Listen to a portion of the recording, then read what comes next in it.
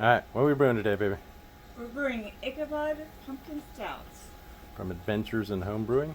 It's a pumpkin spice stout. And hadn't seen anything, accidentally ordered an extract kit instead of an all grain. And this is the first time doing the extract on the Anvil. So, what we got going on so far, we got the hop sack down in the, or a malt sack down in there. It called for like 2.5 gallons, which wasn't even enough to cover all the grains in the bag because the bag's kind of small.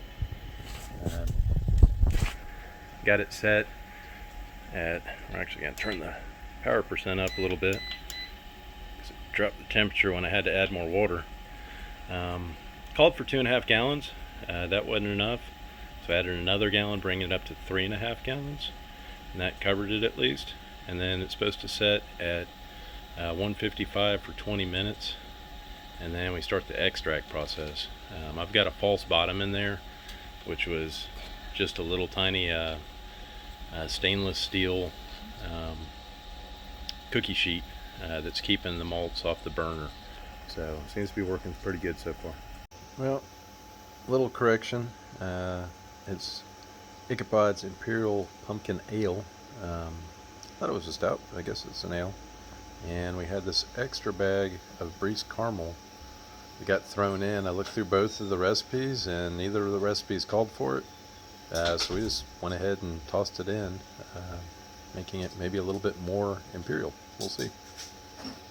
Alright, we decided to go ahead and add the malt extract to a separate pot just to avoid any chance of scorching the heating element on the anvil.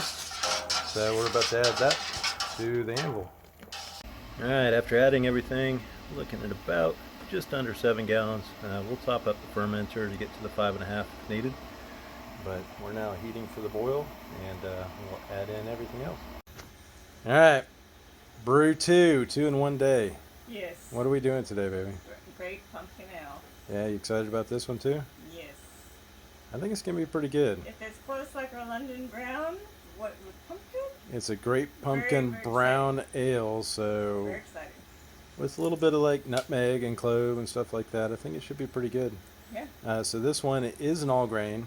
We're doing a little deviation from our normal procedure. Normally we just do the malt tube, and then we put our bag inside the malt tube.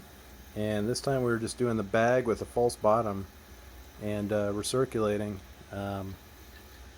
Hard to tell what kind of efficiency we're going to get, but should be fun. At least it's a neat little experiment. So, You excited, baby?